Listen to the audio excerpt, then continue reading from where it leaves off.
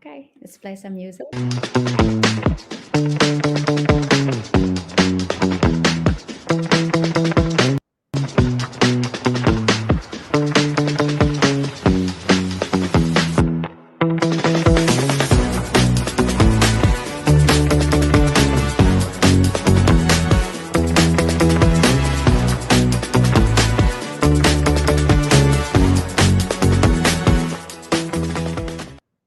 Amazing. Welcome, welcome. I'm so excited to have you, Nicola Dove. It's really an excitement time for me. I think we've been away for 2 months from this Women Empowerment series. And as I was plugging in this morning, I just find this thrill and this excitement. And I couldn't dream for someone better to get back to it than you, Nicola. Thank you for coming. Oh, thank you very much. I'm excited to be here. I'm a big admirer of your work and what you're doing and what you're achieving in the world. Me too. You know, you are such an admiration. I know it's evening time for you in New Zealand. It's early for us. I never go live this early, so it's just exciting to be up this night. Yeah, but it's 9 p.m. for you, isn't it? So we have like 12 hours difference, right? Yes, it's 9 p.m. Thursday evening, and I believe you're on Thursday morning. So yeah, yes, it's the 9 a.m. weirdest for one me. is when it's the day ahead and you're in the day prior. That's when it gets really That's strange. true, because we don't know what day it is. So we are on Thursday. You are on Thursday as well. Yes. Yeah, Still that's on what it gets Thursday. the confusion. 2 That's what hours the to go. confusion is. Yes. Yeah. So let me say, if you introduce you, so Nicola Dove is a beautiful artist and an entrepreneur. And what I find incredible is your fascination with the energetics of creativity. And how you can integrate that, use that, you inspire others and use it in your work. So tell us a bit about you and what brought you to mix between your creativity and your side as a businesswoman. Thank you. Yeah. Well, my background is in both worlds. I grew up in New Zealand with entrepreneur parents, but I was a very creative child. And as an adult, that creativity has my tool of choice has been a camera. And so I've been a freelance photographer for about 30 years. And that's led me in all sorts of adventures all around the world, whether that's working on film sets all around the world or creating art projects that travel around the world too, and everything in between, working with NGOs in various parts of the world, all sorts of things. And I've always had businesses as well. And I feel so as an adult now, I mean, I had always had little side gigs as a child, and now I have an online coaching company, and I've always had various businesses over the years. And what I've come to understand is that I feel that entrepreneurs can learn a lot from the world of creativity, a lot from artists, and the things that I use that serve me well as an artist have been exactly the same in the world of entrepreneurship, which is inspiration, and innovation, and then balancing the other side of that, the flip side of that, which artists have to manage all the time, which is fear and doubt, and as fear and doubt artists and as entrepreneurs. So is it fear and doubt of themselves or how they will be perceived by others? Both, but it's very vulnerable putting art out into the world. It feels like you're putting your soul on the line, especially when it's art that means something to you. And I think as entrepreneurs, and I know I've been through this with myself, especially when you have a personal brand, it's easy to hide behind another brand if you're. That's true. Yeah. But when it's your own name out there as well, there's a lot of vulnerability, and you have to do a lot of interior work to feel to really stick with it and not run and hide, and actually ride those waves of inspiration through, so that you can those beautiful inspirational ideas, and when we have them, they feel like we can do anything is possible, but very quickly we can land on the be dumped on the shores of self-doubt, and who am I to think that that this is a good idea, or that I can manage this, or that it's all been done before, and I feel like a lot Oh, of all been done beautiful ideas before. Yeah. That's feeling have of all been this. done before. All Yeah. Yeah, Yeah. yeah, and a lot of good ideas end up on that crashed on the shore of self-doubt, I think, and it's a shame because that creative cycle that I'm very interested in has fear and as part of it. Yeah. That's part of the contract, because inspiration and creativity by its very nature takes you to the edge of what you already know, because it wants something, the next step in evolution, the next new thing, the next Mm, new idea, even if it's a small step. yeah. And of course that comes with fear when you're up against that line. How did you come across that in your own life in the beginning, like as a photographer? Like, how did you like feel like your photography will be loved, appreciated the same way you chose to take them? Well, it's interesting. My relationship with fear changed a lot in my mid-20s. Mhm. I was I was actually running a business in my mid-20s. I was living in my small hometown in the South Island of New Zealand. I was very far away from Wow. the kind of world of Hollywood and filmmaking, which is where I ended up as a photographer, and the world, the art world. I had trained as a photographer, but I wasn't being one, and because I was too scared, so I was playing it very safe. And I lost the hearing in my ear one day, Oh, and they said I might have a brain tumor, and they oh my couldn't, God. had lots of tests. And so that period of not knowing, that in between, it turned out I had just had what they call sudden unexplained hearing loss.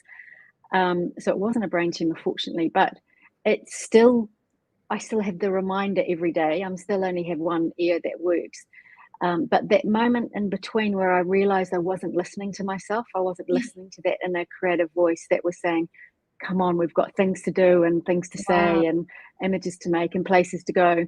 And I was not listening to that. So I realized that in order to live the creative life that I wanted to the fullest, I had to step out of that fear. And I lost a bit of fear then.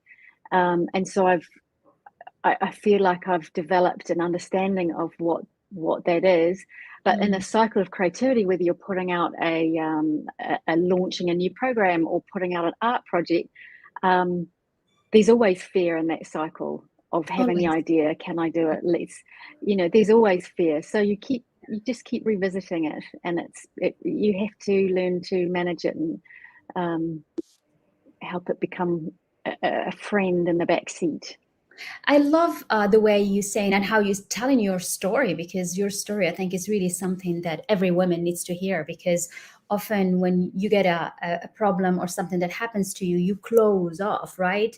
But for you, it was like more an understanding that, hey, this is a reminder that I'm not listening to myself. So let me start doing that. And I think there is no more powerful way than to wake up than this one. How do you bring energetics to this? I mean, I know you talk about it without really mentioning it, but I want you to really articulate it in a way that is understandable and it weaves through your own creativity. It's a beautiful question. Mm. I think when we talk about the word creativity, often people think that that's a word that's only used to describe artists or people that paint. Mhm. People often wouldn't describe themselves as creative, and I feel like I feel the opposite. I feel that we all are artists in many ways, because we are each creating our own life, right? With the choices that we make and the decisions we make, and whether we follow through on those inspirations, or whether we don't.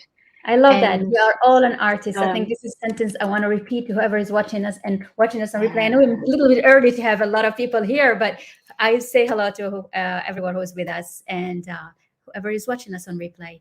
And I think what you just said is so important, is like everyone is an artist. We are an artist. And I wanted to really re-emphasize that. Sorry, I didn't want to. Please go ahead. Thank you. Yeah. Well, the truth is that we're all connected to deep creative universal energy that creates the world, that creates universes, that nature is the best artist of all, and we are a part of that. And so we're all creative, even if we don't call ourselves that. So that's, I guess, how I see humanity, is a constant evolution, and a sort of on mass, but also within ourselves and individually. So tapping into that unlimited, everlasting, ongoing creative energy is something that is available to all of us at any time. And the way I feel is that if we can, the more we can tap into that, that's where inspiration comes from, and that's when you feel like you've gotten into that current that's really yours, that's really uniquely your particular flavor, and each of us has our own. And so I really love helping and supporting people to tap into that, and that authenticity and that unique flavor of whatever their expression is of the universal creative forces that we all live amongst. I love that. And so, that's a powerful energy, and it comes with it's a ride, like I was saying, there's the cycles, and so learning how to ride those waves is really exhilarating. It is. How, like, what can you give us, like, 1, 2, 3 things that you might do to help someone feel an artist? It's interesting talking about that. I'm just finished a book who's coming out in a month, actually, about the codes of leadership. And one of the codes is that you are an artist, which is, it's like music to my ear what we're talking about today, because wow. It is. It's like creativity. If you're not creative, you cannot be a leader. You need to lead with your inner artistic vibes that we often, suffocate because it just doesn't fit in the mold of what society feels that a professional should look like. And so how do you work with your clients, with, people that are around you, to free them, right? Because they need to be liberated to get that artist out, and the voice out, and to speak out who they are really. Yeah, that's so true, and I love that you're bringing creativity and artistry into that world, and that's my passion as well, as bringing discussions around creativity into the world of entrepreneurship, because I feel like there's especially in this world of that we're heading into, a lot of technology, AI, authentic, creative, unique voices in the world, whether they are artists or business people or leaders, is more important than ever. And I feel very strongly that creative thought, creativity, and your unique creative thought is going to be the currency of the future. So in terms of what I do with clients, it's about I take them through a process, and I work with them to help them tap into what that feels like.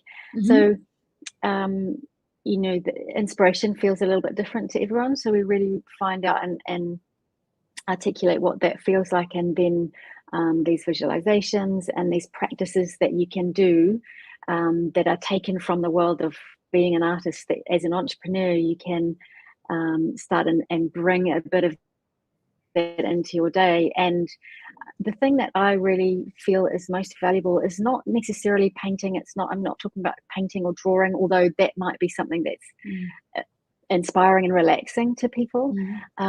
It's about finding out when they are most inspired, and for some people that's in the shower when they're relaxed. For other people it's walking in nature. For other people it's going to a gallery or an exhibition or seeing a film. And once you feel like you can identify that feeling, then we do develop practices to access that again. It becomes a little bit like a creative meditation. but really the power of the artist that I really want to bring into the world of entrepreneurship is that of observation. Artists look at the world, and I'm a photographer, so I've spent my entire life looking and seeing and noticing and observing. And so I think that's the aspect of creativity that anyone can bring in. It's just noticing things around you and then shifting your perspective, whether it's noticing beautiful things, that's easy. Although sometimes we're blind to it's easy to see the big things, we can be blind to the small little beautiful That's things. true. That's one thing. But you know, opening yourself up to seeing beauty, and even in unusual situations, because it's just about perspective. And one of the things that artists do is help us to see things in a different way. So if you think of a beautiful sculpture, a 3D sculpture, for example, you can view it from one angle and it will look like one thing, and you can walk around the other side and you get a different perspective and it will look like something else. And I like to apply that to all sorts of things in my life, even if it's just creative, just decision making day to day. Yes. It's not about painting a picture, it's actually about bringing creativity even to your everyday decision making and changing that perception and your perspective. I love that. Let's see some of the chat. Heather is saying good morning. Hi, Heather. So good to have you. So good. Hi, Heather. And we have a nice comments here. The small beautiful thing, blind to the small beautiful things, and that's true. When you don't see things. We have also South Africa in the house. Hello, everyone. I didn't find the comments before, so it's good to have you, everyone. I love the way you put things, and I think creativity is not just when you do the art, it's really in everything you do. You can walk from here to the bathroom or from here to the kitchen and just do it in such an artistic way. It will, pack some of the beauty in your own day. And we somehow don't, I don't know if it's, we don't, Absolutely. yeah, do we forget to do that, or we just get overwhelmed with, I think it's the problems and the things that haven't gotten solved, and we somehow focus our mind more in that than anything else. Yeah, absolutely. And there's a lot of distraction now. You know, our attention is very valuable, and people pay a lot of money to get our attention, whether that's, you know, the likes on Facebook or the video games that kids play, that they get, you know, points for staying longer and points for coming back the next day. And there's a lot of things that want to grab our attention, and it's very hard to sometimes carve out a part of your day to be really mindful about noticing the small things. And I tend to try and just do it as I'm going. And I think that's a practice, you know. And it's not, there's this sort of talking about perspective and observing. It's one thing to be observing from the inside out, and we're noticing beautiful things outside of us, and that's a very, very powerful thing to do, and it's tied in with gratitude and appreciation and all of those beautiful things.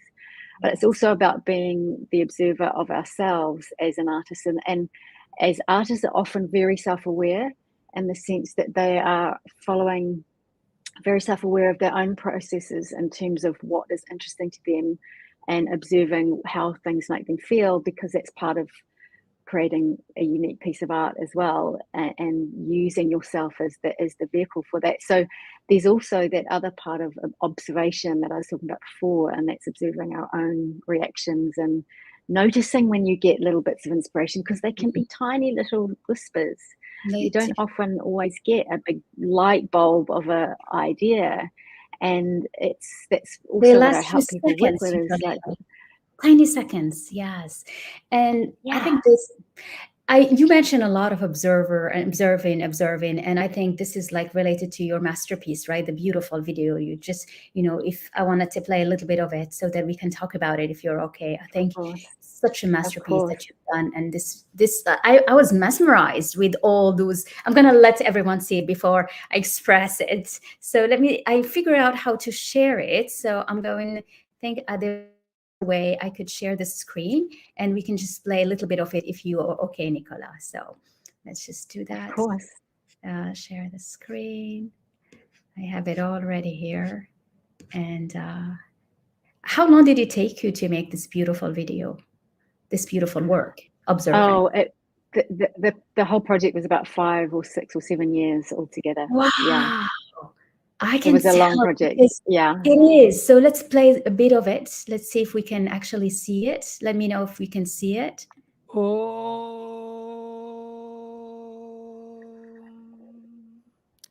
सहनावतु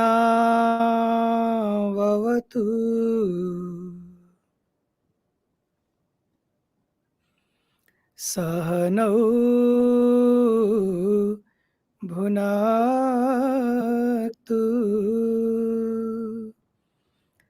सह वीर्यं करवावहै तेजस्विनावधीतमस्तु chifukwa cha ukulu wanu, mphamvu zanu zimene zikuonekera pakati pathu nthawi zonse. Etiariki akarongomahira Tikuthokozani kiamata. kuti mumatikonda kwambiri Etiariki ndipo mumatipatsa titiro ife zinthu mahira zimene kiamata. 臣自心归命，三清上圣，诸天高真，一切大神冥念垂慈，见纳祈祷，愿赐惠泽，普佑 God 世 of many 人， names, I 愿赐 stand 恩 before you 光， impelled by 真 visions 为 of 救 the 苦， harmony of humankind. 天灾 In 有 all 效 that，we do, let us 人 remember 祸 the 不息， uniqueness 国境 that is 清 you, that which is holy. In this time of distress Ya Allah, Ya Rahman, and berilah kami disharmony, semua let us limpahan seek to karuniamu, remember agar your kami humble bisa help, hidup that penuh all damai who dengan would see siapapun. our vision Kami of dapat the Torah membawa rahmat dalam kehidupan yang lebih bahagia, menuju kedamaian abadi yang Engkau janjikan. Ya Allah, ya Tuhan kami, tunjukkanlah kami jalan yang benar, jalan yang Kau ridhai. I'm going to just stop it there because otherwise we'll stay there. It's so beautiful. It's like we wanna listen to it all the way. I was so mesmerized by how you were able to weave in all these languages. It made me feel so emotional because I heard Yeah. Arabic, I heard all those sounds that I know, and I'm like, how were you able to just merge them in a way that it feels okay to hear them like that? Yeah, I'm so glad that you felt something from it. It means a lot to me. So it's called Observance, and it's oh, I think I just lost you there. Oh, No. we're back. Yeah. Oh yeah. So it's a photographic project that is about faith and spirituality and the connections between people rather than the differences between people. And so what I did was I photographed people from all different faiths from all around the world, using a technique that it comes from early photography. So they're using long exposures. You know, the cameras where they put the hood over their head and all of Yes. that, you know, the That's what you wooden used. box, right? Yeah. Yeah. So it's Wow. a large format camera, and there's just one shot, you know, one frame, That's and then it. you have to put another whole sheet of film, and then you take one picture. It's very slow and very considered and very meditative process. And so the exposures are 15 seconds long, and that's how long they also show up in the slideshow. So the same amount of time we see the image come up on the slideshow is how long the exposure was for. So it's long exposures, which gives it that shimmer. And what I asked people to do in that time was to be in a state of prayer, and really offer that that energy to the camera, with the idea and the exploration, really, to see whether a viewer across time and space could feel that. Wow. And so you were capturing the energy of the moment when they pray. This was what I was most interested in, was the energy of that person, and can you feel it when you see it on the other side? Not just me as the photographer, but the viewer further. And it is across time and space, because this was 15 years ago now. And so it's like a time warp, and that's why it's really interesting to come back and look at it now again after all these years. And I also recorded the sound of their prayers or mantras or songs So or that's my whispers question. and wove those together. Okay, so the sound, were they from people in the photography, or are they different? Yes. Oh, they are. No, they're the same. Wow. So you were looking for the most spiritual Yeah. person you can find. Did you travel the world to find all this human being? Did you? So this is the beautiful thing about creative journeys, is that you start with a little thing and a little idea, and it evolves, and you experiment and you talk to people and you evolve. And through this process, I was living in London at the time, and so I got involved in the there's a lot of organizations that work across different religions, to multi-faith organizations, right. to Yes. create dialogue. Yes. And then eventually I had the opportunity to go. It happens only once every 6 years or something. There's a world forum for all the different heads of different religions come together and different faiths, and they have a conference every 5 or 6 years. And I was able to go to one of those. It was in Japan, and I went with some friends and assistants, and we set up a studio there, and we were able to photograph most of the people that are in the show were made in that week. And so we had people from all over the world, all different religions and faiths, and also you know, not just at that show, but I would, you know, follow the breadcrumbs of an introduction from one person to someone else, and you know, these Jedis and their these Sufi mystics, these you know, people from all the leaders to just observers of different faiths. So it's really broad, and I saw a lot of Muslims with different languages. So you had the Arabic, you had the, you know, Pakistani, other languages there, and you know, they pray the same way but not the same way, and it's just incredible. Yeah. And the thing that I was wanting to explore underneath all of that is that and this is, I guess this ties into how I feel about creativity too, is that we all have different expressions of it, faith or creativity, but underneath we are all the same, in the sense that we all want to experience love and joy and happiness and peace and contentment and enlightenment, ultimately. I want to, you know, it's like there is peace. There is a, you know, in their eyes, it's like, it's peace, you know, feel home. Like it's like, you know, it's just safe. And this is what I felt also you wanted to get across, is that feeling of it's all right. You know, they all mixed. There is no need to separate between the roots of each one and each religion and each faith and each thought. That's right. It's just the differences are just on the surface. You don't have to go very far underneath to find the unity and commonality amongst us all. You know. That's beautiful. Do you have another exciting projects like this in mind now, or in a dream, or happening, or? But well, when you do a masterpiece, you need to create another masterpiece. It's like every masterpiece comes after a masterpiece. This is an invitation. Well, the masterpiece that I can't completely agree. And the masterpiece that came after that was my 2 children. So that's probably my biggest creative project. And so since then, I have been working I was working already in the film industry, and alongside being a parent, and then also, you know, setting up a coaching practice and online academy and things like that. So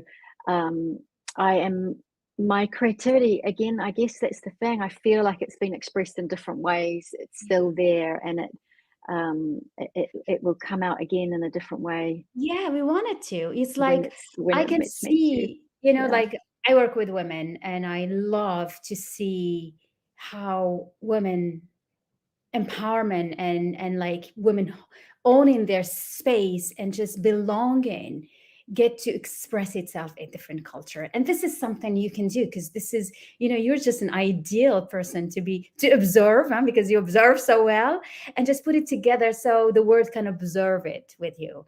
And you know, Morocco had just had a very devastating earthquake like 4 weeks ago.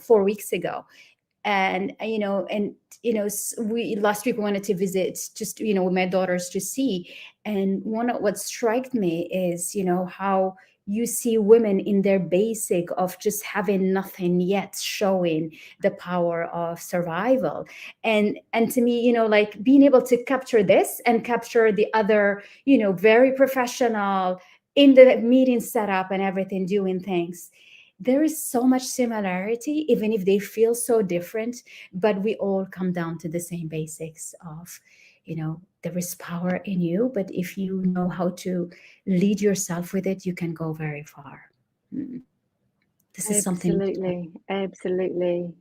Yeah, absolutely. And that's, I guess that's where my creative energy is going right at the moment, is helping other women tap into theirs, and helping them, supporting them, encouraging them to have the courage to follow whatever their creative dreams might be. And that is often in business or in life, or perhaps as an artist. It's about creating the life that you love. Yeah. This has been so beautiful. I am so pleased and honored of this beautiful conversation. You are such an amazing woman and an incredible artist. And I want to see another beautiful masterpiece like this coming out. And I know you have it inside you. And we'll look forward to bringing it over to the world soon. Thank you so much for being here today, Nicola. Thank you all for joining us. Thank you. Lovely to chat with you. Lovely. Is it okay if I drop the link to this beautiful observance? Is something that we can share? Please, yes, you can. Yeah, absolutely. I will do that. Whoever wants to watch it. Okay. Thank you, everyone, and I'll see you soon. All right. Don't go. I'm just gonna on the street.